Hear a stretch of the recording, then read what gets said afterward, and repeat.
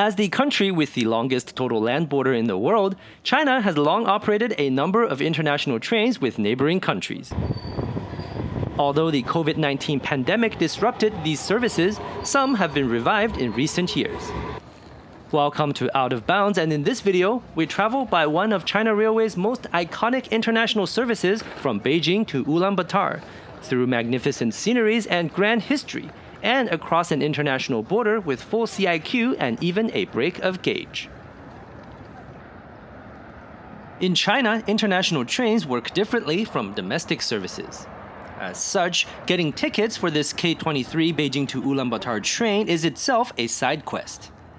You can't buy tickets to Ulaanbaatar on China Railway's usual online platform. You can't even get them at the ticketing window of Beijing Station. Instead, you have to make your way here, the China Tourism Group building near Beijing Metro's Zhangjiakou Station.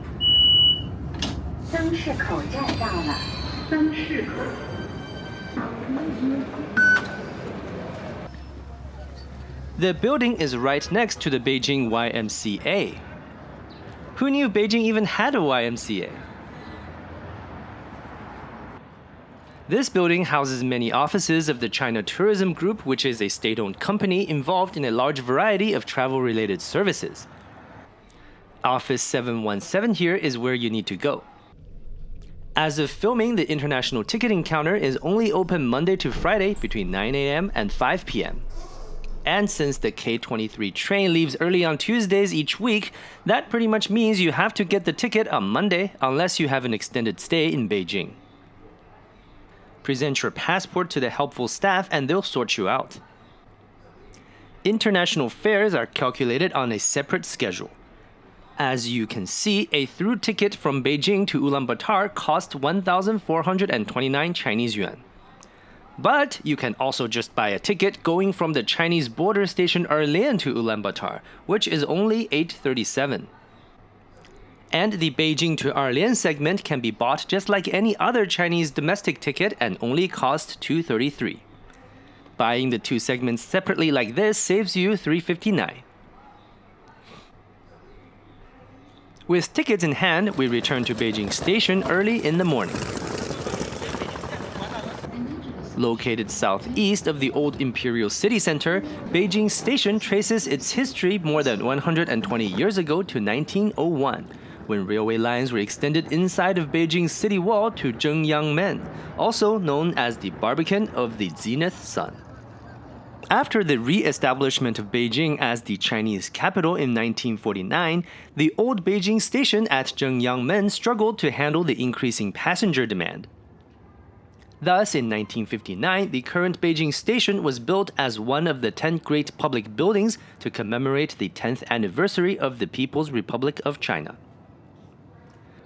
With architecture that blends socialist monumental style with traditional Chinese elements, the new station quickly became a prominent landmark. For much of the late 20th century, Beijing Station was the primary long-distance rail gateway of the nation. Although Beijing now has multiple large modern railway hubs, this Beijing Station remains the ceremonial first among equals in the heart of the capital city. In 2022, the station interior received a restoration that brought back much of the original designs and colors. This entrance hall is decorated with the original 1959 palace-style lanterns made in Shanghai, each weighing about a ton. This is also where the first Chinese-made escalators were installed, though they have all since been replaced.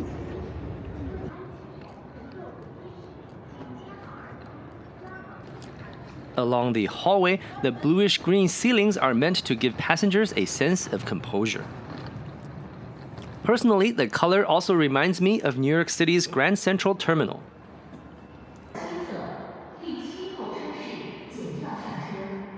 We are boarding through Gate 807 this morning, about 30 minutes before the scheduled departure time.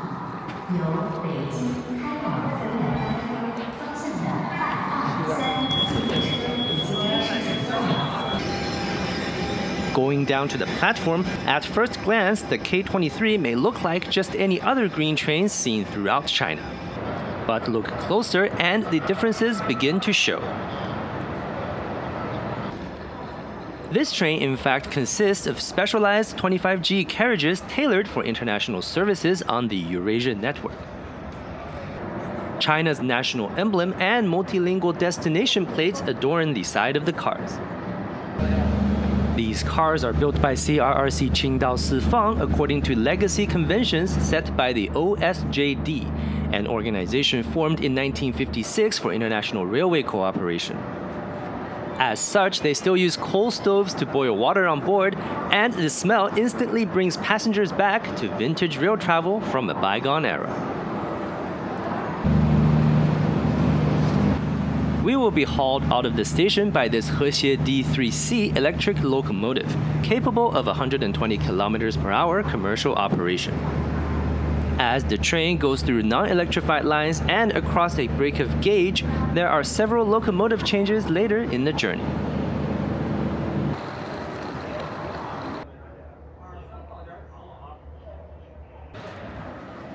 Although I have a hard sleeper ticket, the hard sleeper carriages of the K23 basically have soft sleeper interior, with 4 beds per enclosed compartment.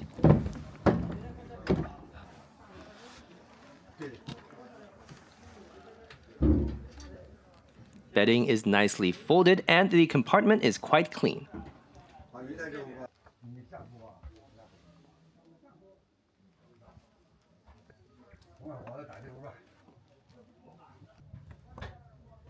There is a reading light and hooks and bars for personal items, just like a typical soft sleeper. Ceiling light can be turned on and off like so.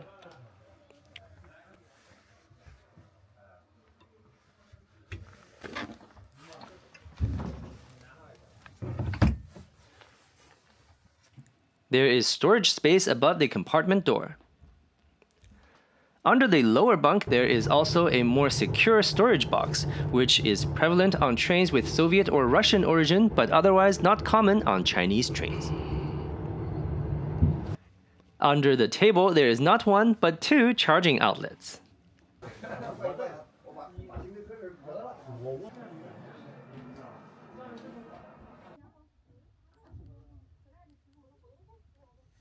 At 7:27 in the morning, the K23 rolled out of Platform 7 of Beijing Station to begin its 1,553-kilometer journey to Ulaanbaatar.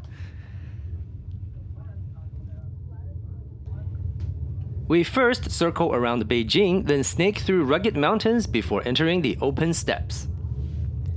After a late-night border crossing, it's another day of running over the Mongolian Gobi before entering Ulaanbaatar in the afternoon.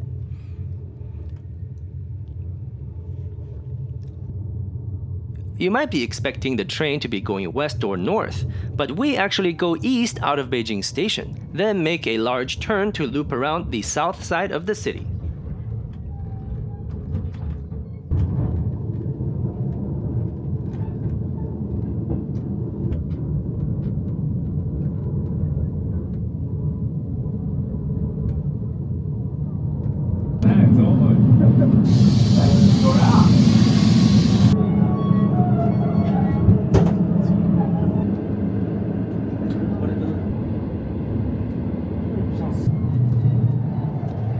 Before long, the train passes through Beijing Nan or Beijing South Station. Beijing Nan Station is the birthplace of China's modern railway era when it reopened in 2008 after a complete overhaul, and became the northern terminus of the Beijing-Tianjin Intercity Railway, China's first true high-speed line. Today, it continues to be Beijing's main high-speed gateway as the terminus for the world-leading Beijing-Shanghai high-speed railway, linking China's political and economic centers.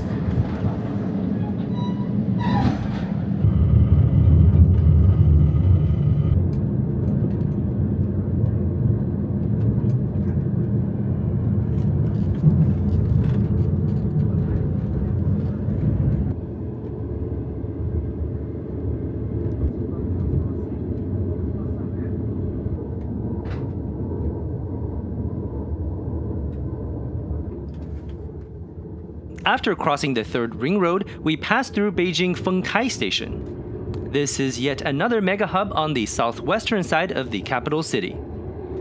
Initially opened in 1896 as Beijing's very first train station, the original station was completely rebuilt between 2018 and 2022. It is now a state-of-the-art terminal with 32 tracks that brings both the conventional and high-speed rail networks under one roof.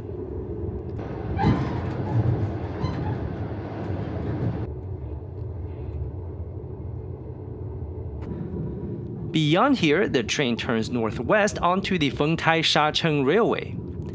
Often abbreviated as the Feng-Sha Line, it is a double-track electrified railway that traverses the rugged terrain northwest of Beijing for 121 kilometers, connecting the capital with Shacheng Station in the city of Zhangjiakou. In 1905, when engineer Zhan Tianyou surveyed for the original Beijing-Zhangjiakou line, the first Chinese railway to be domestically designed and built, he considered the route along Yongding River Valley to be a preferable option. This route would be dropped though due to budget constraints at the time. After the establishment of the PRC, in the 1950s, the government decided to revive Zhan Tianyou's earlier proposal. 81 bridges and 67 tunnels later, the Feng-Sha Line opened in 1955.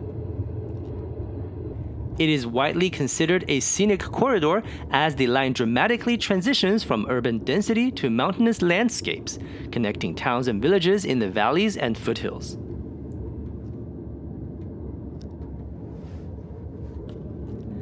As the train rumbles along the broad curves and twisting alignments, you can truly appreciate the slowly unfolding scenery as well as the tenacity of the people who have transformed this land both past and present.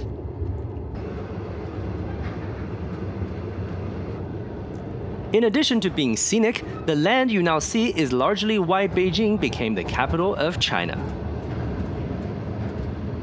Located at the northern end of the North China Plain, Beijing commands one of China's greatest strategic crossroads, where flat and fertile agricultural lands meet the steppes of the Asian interior.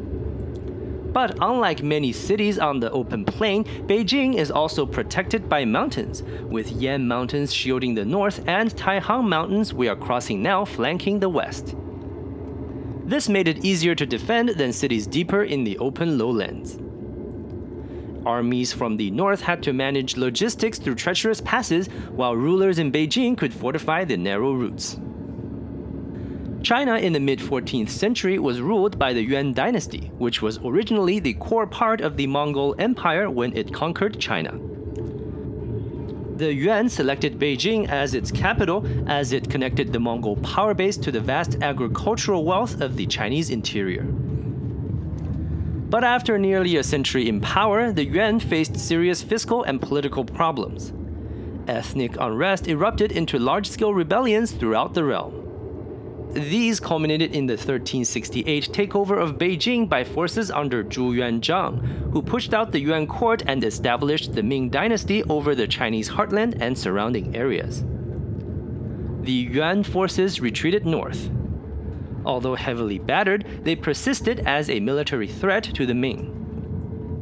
In 1421, Zhu Di, also known as the Yongle Emperor of Ming, moved the imperial capital from Nanjing to Beijing. The move strengthened his rule, as Beijing was his personal political base when he was a prince. But more importantly, by relocating the capital close to the northern frontier, the Ming could more easily project power deep into the vast steppes. Indeed, the Ming would initially score several victories in expeditions against its foes beyond the mountains and the Gobi. However, this northern strategy would later backfire into one of the most shocking military disasters in Imperial Chinese history.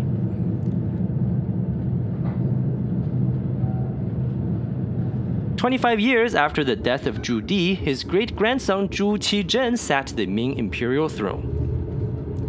Many Mongols were tributaries of the Ming at the time, while also gradually falling under the control of the Oirat, a Mongol tribe from the west. Essen, the leader of the Oirat, initially also paid tribute to the Ming, but after a number of diplomatic disputes, he decided in 1449 to launch an assault on the northern frontiers of the empire. Although the Ming had capable military commanders, the 22-year-old emperor was encouraged by court eunuch Wang Zhen to personally command a punitive campaign. As his massive army marched north of the Great Wall, news of defeat from nearby local garrisons began to trickle in. This spooked the emperor, and his grand army began a retreat. But they hesitated on the exact route to take. Before the imperial army could cross behind the Great Wall, they camped at Tumu Fortress, not far from the very tracks we're traveling on. There, the Oirat cavalry caught up with the Ming army and cut off their supply lines. On September 1st, 1449, Essen's men attacked decisively. The much larger but exhausted and disorganized Ming army suffered catastrophic losses, with many seasoned generals and tens of thousands of soldiers killed. After the chaos, Essen was surprised to find that his troops had just captured the reigning Ming Emperor Zhu Qizhen himself. Emboldened, Essen decided to press on against the city of Beijing. Instead of collapsing, though, the imperial city coalesced around the scholar official Yu Qian, who installed Zhu Qizhen's brother as the new emperor and organized the defense. When Essen reached Beijing on October 27th, he found a defiant resistance refusing to pay ransom, and fortified walls against which his cavalry was useless. Essen, unprepared for a siege, would be defeated and retreat to the Mongolian grasslands. He kept Zhu Qizhen, now the Emperor Emeritus, captive but treated him relatively well for about a year, before releasing him back to the Ming court in 1450.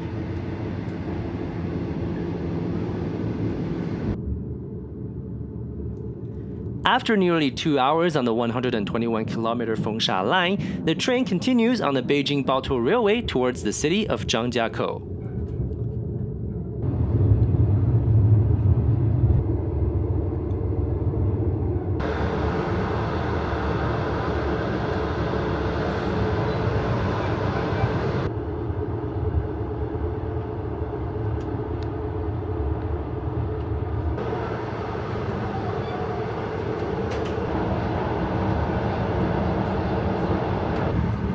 Jiming Mountain, the lone peak we see now, has been well known since antiquity.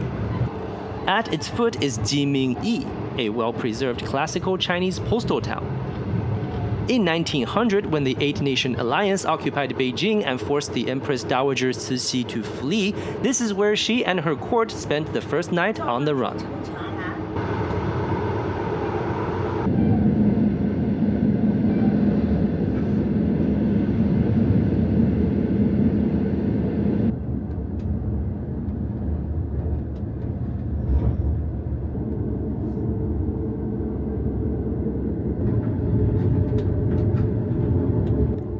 As we cross under the Beijing-Urumqi Expressway, the train is now running next to the Yang River. Its banks were historically rich pastures. Even today, the area is mostly farming villages.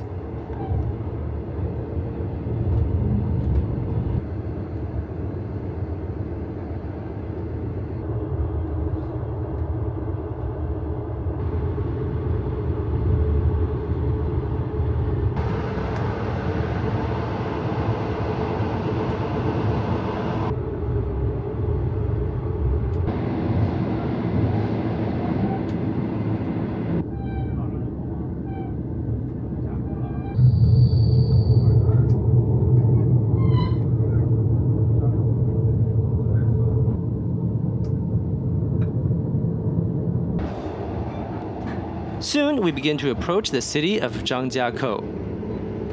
During the Ming Dynasty, one of the 9 garrisons that defended the Great Wall was stationed nearby at Xuanhua. In addition to being a military stronghold, Zhangjiakou was also a major trading hub for most of its history.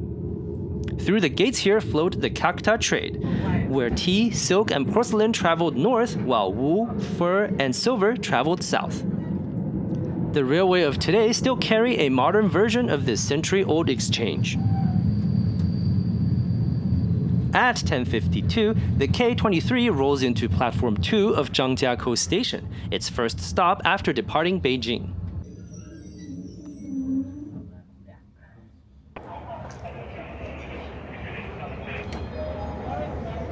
The Zhangjiakou station we see now is not the original one from the 1909 Beijing-Zhangjiakou Railway. Instead, it is built south of the original station in the 1950s during a major realignment of the tracks. It has since been expanded in the 1990s and 2010s and is now served by both conventional and high-speed trains.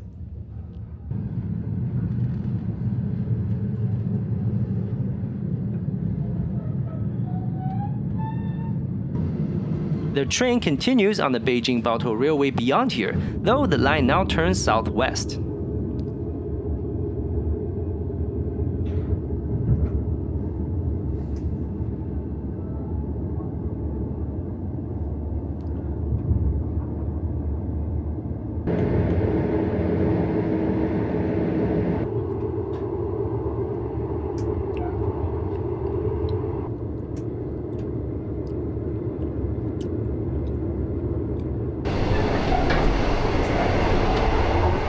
It's close to lunchtime, so let's head to the cafe car and see what it has to offer. The friendly staff handed me the menu, which is trilingual in Chinese, Mongolian, and English. I got sweet and sour pork, egg soup, and rice.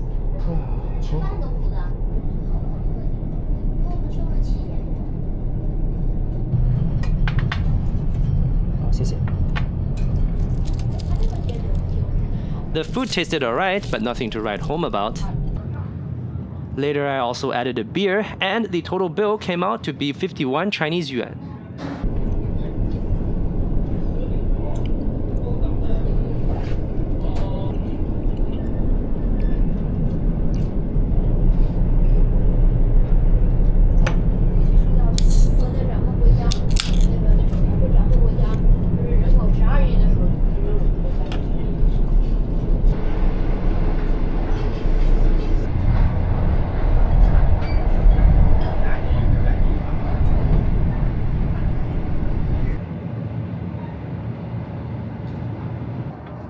This section of the tracks runs along the route of the Great Wall.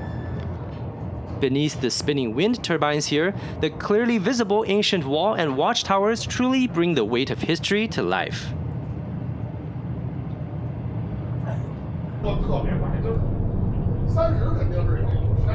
After lunchtime, the train makes a technical stop at platform 4 of Datong Station.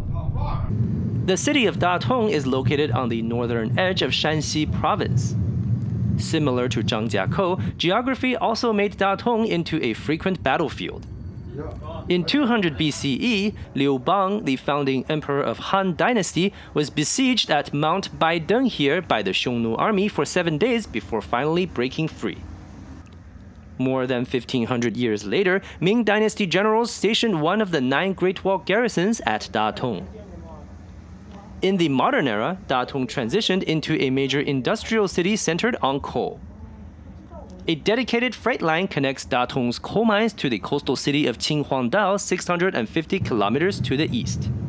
This Datong-Qinhuangdao line moves over 400 million tons of coal each year, more than any other railway in the world.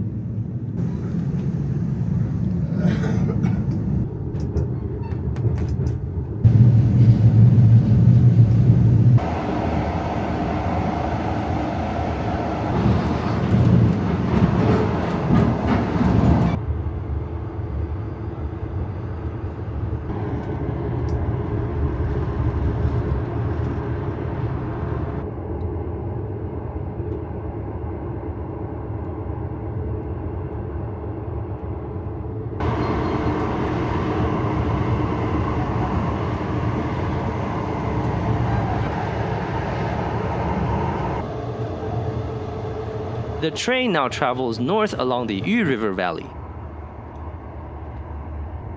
Not long after, we pass Feng-Sha Station. If you notice the traditional Mongol script on top of the station building, that is because we have just entered the boundaries of Inner Mongolia Autonomous Region. At 1.18 million square kilometers, Inner Mongolia spans over 2,000 kilometers from east to west. Geographically, Inner Mongolia and formerly Outer Mongolia are broadly separated by the Gobi Desert. The inner or southern side has more rainfall and therefore a mixture of farming and herding, while the northern side is colder and has an almost exclusively nomadic tradition. The inner and outer distinction was formalized in the 17th century during the early Qing dynasty.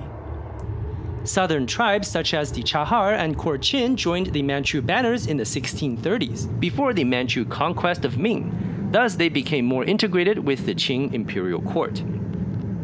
Meanwhile, northern tribes such as the Hauha did not officially join the Qing until the 1691 Dolonur Assembly, when their leaders submitted to the Qing Emperor Kangxi so that he would help them fight off the Dzungars from the west. Throughout the Qing dynasty, local nobilities of Outer Mongolia would have greater autonomy. And after the fall of the Qing dynasty in 1912, Outer Mongolia would evolve into the modern sovereign state of Mongolia, while Inner Mongolia stayed within the borders of China. Today, Inner Mongolia is home to 24 million diverse people, with 19 million Han, 4.2 million Mongol, and a variety of other ethnicities. This means that Inner Mongolia has more ethnic Mongols living in it than the sovereign country of Mongolia, which has a population of 3.6 million.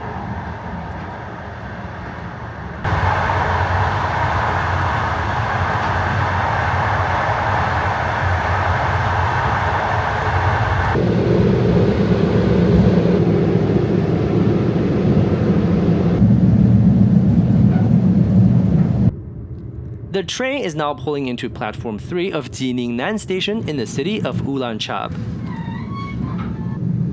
Although the name Ulaanbaatar means red cliff in Mongolian, its 1.7 million population is actually 95% ethnic Han.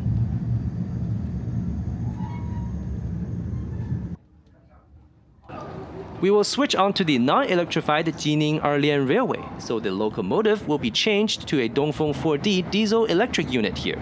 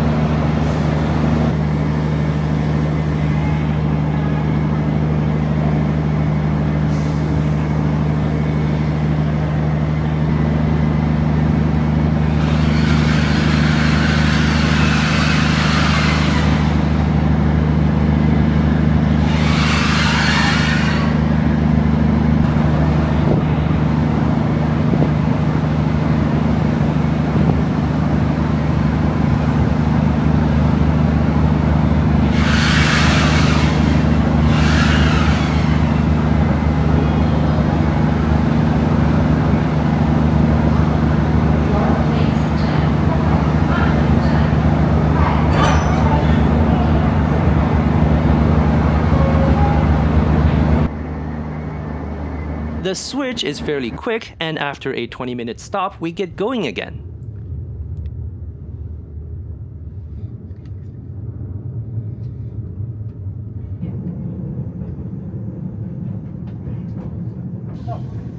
As the train rolls out, we wave goodbye to the Hexie D3C that has been pulling us so far. The Jining-Erlian Railway was built in the 1950s to connect the Chinese rail network with the Trans-Mongolian and Trans-Siberian railways. When the line officially opened in 1955, it had 15 24mm broad gauge and ran right-hand traffic similar to Russian railway operations. By the 1960s, Sino-Soviet relations had worsened. To prevent possible Soviet assault using the railway, in 1965, China reverted the GR line to 1435mm standard gauge, moving the break-of-gauge workshop north to Erlian Station next to the border.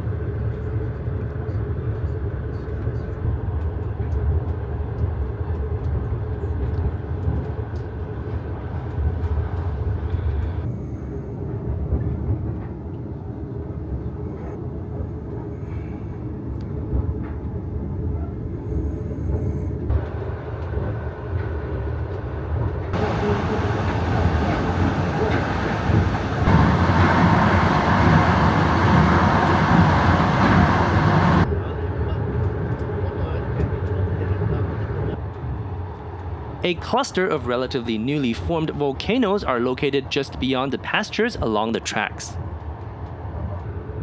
Their unique geological formations have become a local attraction.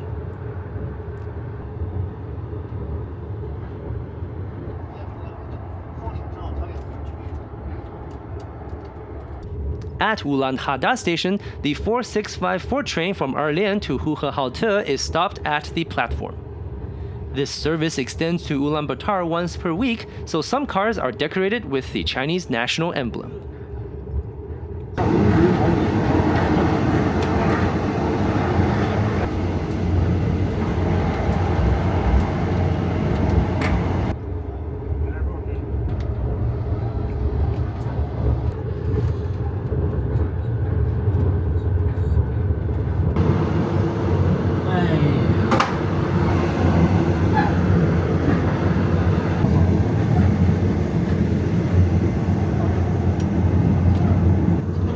As the sun gets very low, we stop at platform 1 of Zhangjiakou Station. It doesn't look like there's much around the station, but the open terrain and low density makes it an ideal army training ground. Zhangjiakou is in fact home to the largest military base of the Chinese PLA and has hosted many high-intensity military exercises and war games.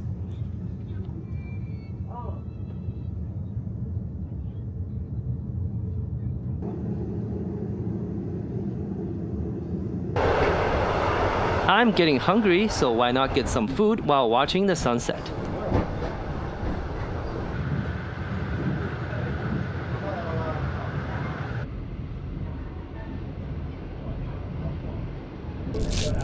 For dinner, I got some fried shrimps, rice, and a beer.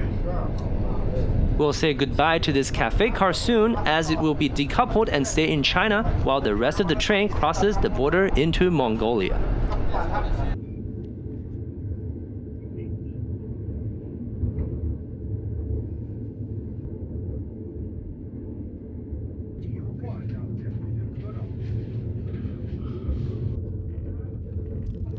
At 2010, the train comes into platform 1 of Erlian Station just short of the China-Mongolia border.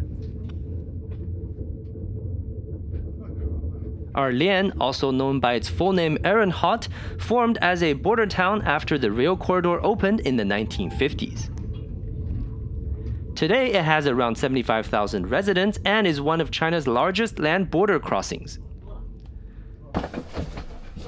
For passengers with domestic tickets, this is the final stop. The train will then enter a workshop where the bogies get changed from Chinese standard gauge to Mongolian broad gauge. There, the cafe car and a few other domestic-only cars are also decoupled. Passengers with international tickets used to be able to remain on board and watch the whole process, but now they are required to disembark with all luggage. After getting off the train, those with international tickets are directly ushered from the platform to international waiting area inside Erlian Station. Since I have a domestic ticket to Erlian and onward international ticket from Erlian to Ulaanbaatar, I first exit the station like a normal domestic passenger, then later re-enter to complete border checks and board again. A small side effect of having separate tickets is that you get to walk out into the streets of Erlian. It's not the biggest megacity, but if you haven't had dinner yet or need to top up on travel supplies, there are plenty of options.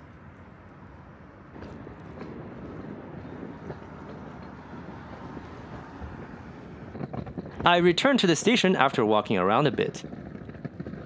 There is actually a ticketing window inside the international waiting area, so people who didn't get a chance to buy the onward cross-border section can purchase ticket here. It says the window is open until 22:30, but in reality it would close shortly after the train's arrival, so go there directly after disembarking if you need to take advantage. Around 23:30, when the train is nearly ready, station staff processed us out of the Chinese border. Shortly after, we're let out onto the platform for boarding. Besides me, there are just 3 other passengers on tonight's train. This train probably operates under international treaties though, so it would run week in and week out even with 0 passenger. I asked the onboard staff and apparently the train does become packed during summer months.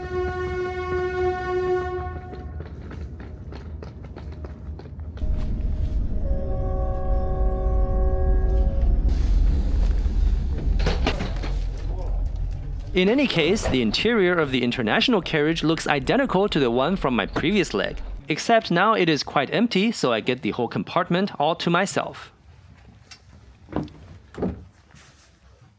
没有，他们刚上车。不是那个乘务员们。对对对。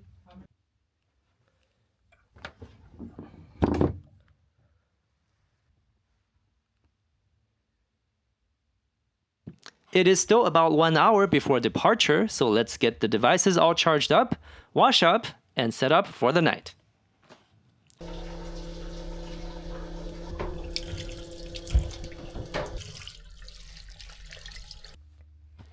Bedding here is pretty clean and comfortable. And you do get quite a bit of space on the lower bunk. I think anyone under 187 centimeters or 6'2" should have no problem at all, and slightly taller passengers can perhaps find a diagonal line to rest.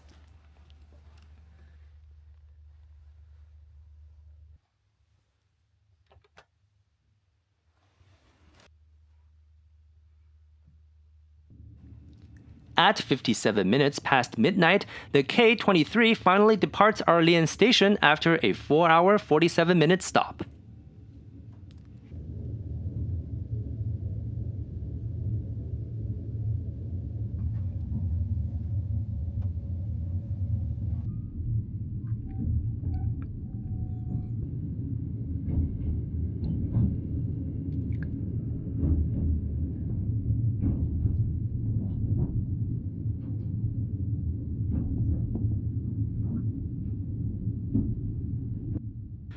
At 1:09, we make a technical stop at a China Immigration Border Control Station. As we've already completed the border exit procedure, nothing happens on board at this final stop on Chinese territory.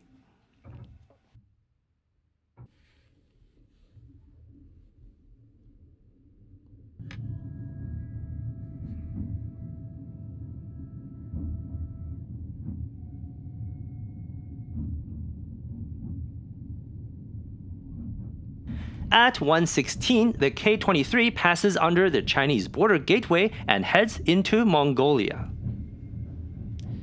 The modern China-Mongolia border was settled in 1962 through bilateral treaty. At 4,630 kilometers long, it is China's longest and the world's fourth longest international border. There is no time difference at this border crossing.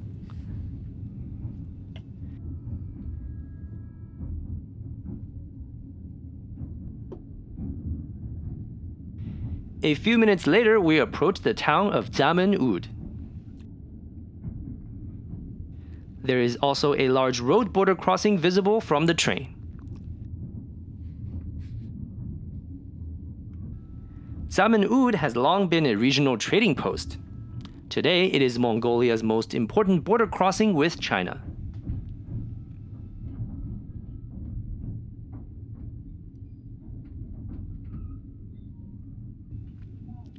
As the train rolls into Zamyn-Uud Station, a couple of Mongolian carriages await us across the platform. They will be attached at the back of our train for the remainder of the journey.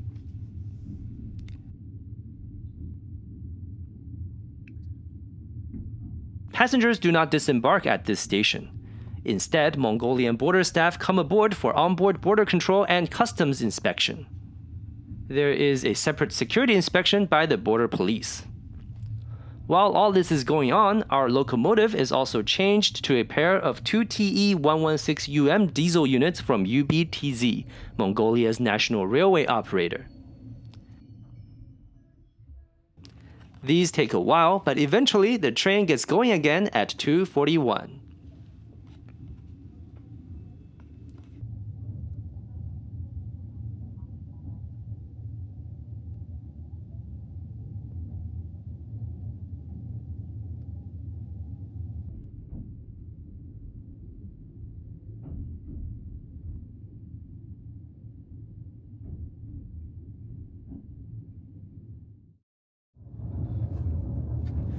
Good morning from the K23 as our train runs through the open Mongolian steppe.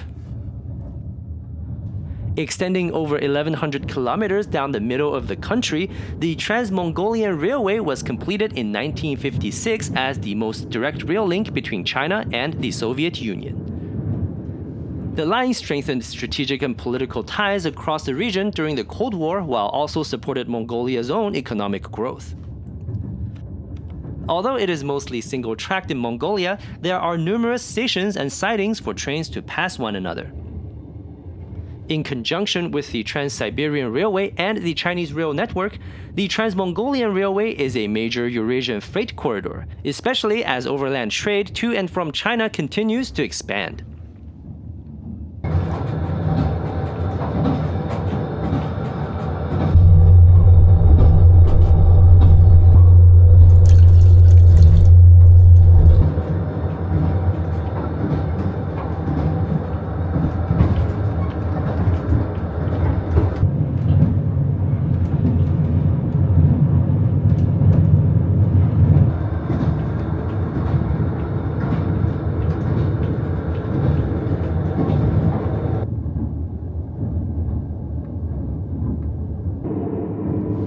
We are now passing through the town of Airag, about halfway between Zamyn-Uud and Ulaanbaatar.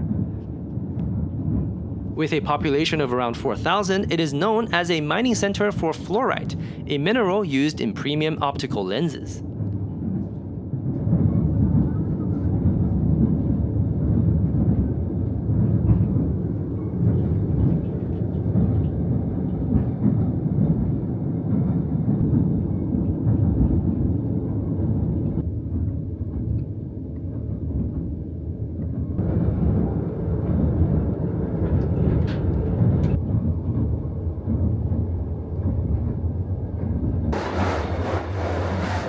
I'm getting hungry, so let's start to head to the back of the train and see what's for breakfast.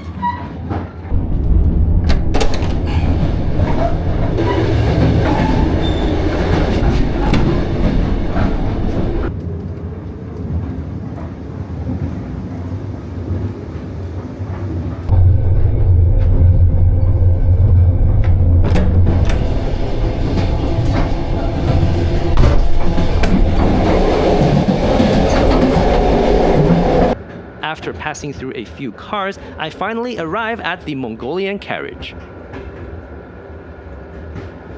I have no idea what to expect, but pushing the door open and wow!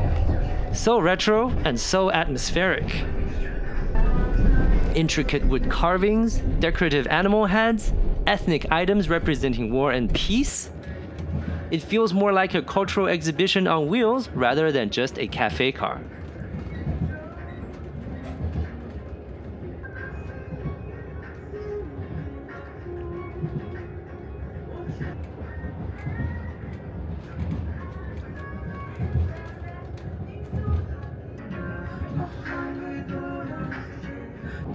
Breakfast here is just a fixed set with egg and bread, plus coffee or tea.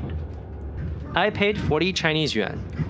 Payment can be in Mongolian or Chinese currency, though only cash is accepted, so come prepared.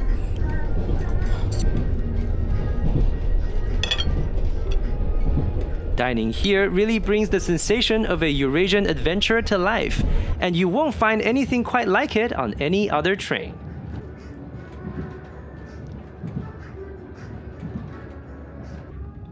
The train is now coming into Choyir Station, our penultimate stop. During the Cold War, Choyir hosted a major military base for the Soviet troops garrisoned in Mongolia. The installations included the longest runway in Mongolia, though it has been abandoned since the Soviets withdrew around 1990.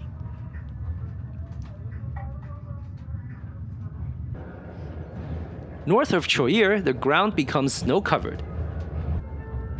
In this harsh climate, there are still many herds of animals.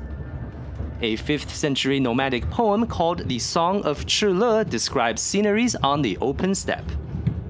Its original is lost, but a very well-known Chinese translation survives, which partially translates into English as follows. The sky is boundless and the wilderness vast. The blowing wind bends the grass, revealing the cattle and sheep. Despite being over 1,500 years old, these short verses still vividly capture the striking and timeless landscapes of the nomadic grasslands. In a country where livestock far outnumbers people, pastoral husbandry is both a traditional way of life and a significant contributor to the national economy. Mongolian herding typically revolves around 5 core animals, namely sheep, goat, yaks, horses, and camels, with herders adjusting the mix to adapt to specific ecological zones. In recent decades, though, as Mongolia's economy becomes more integrated with the worldwide market, strong demand for products such as cashmere has skewed herd composition and led to overgrazing.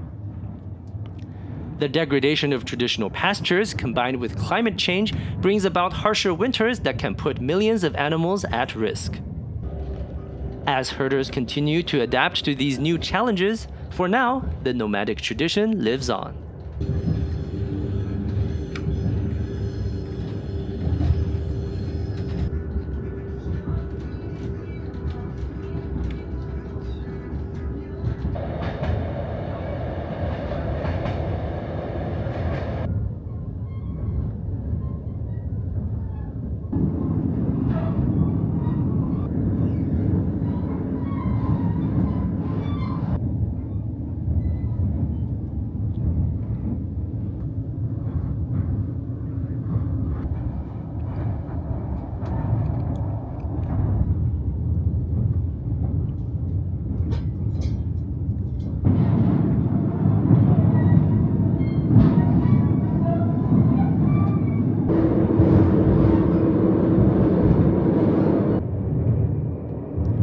We are approaching the southern outskirts of Ulaanbaatar.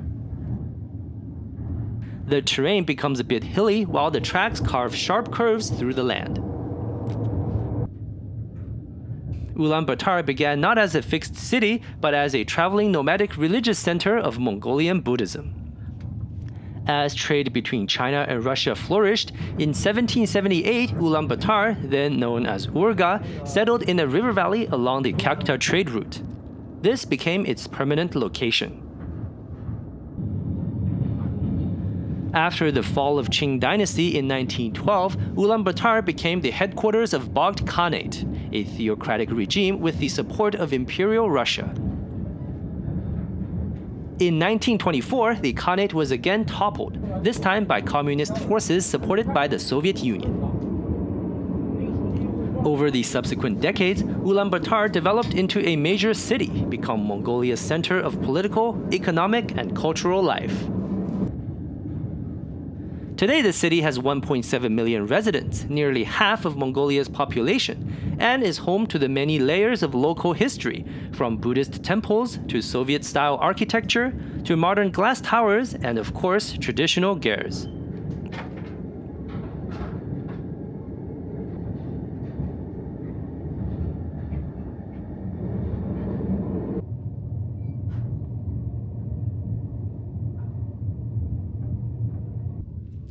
At 1434, the train finally arrives at Platform 1 of Ulaanbaatar Station.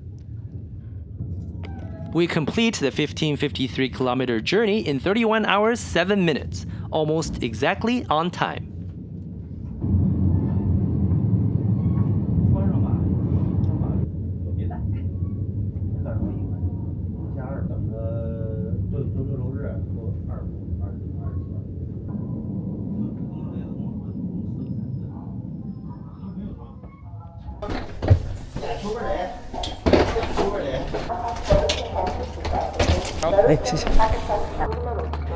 A big thanks to all the conductors, engineers, crew, and maintenance staff in both countries that made this Eurasian adventure possible.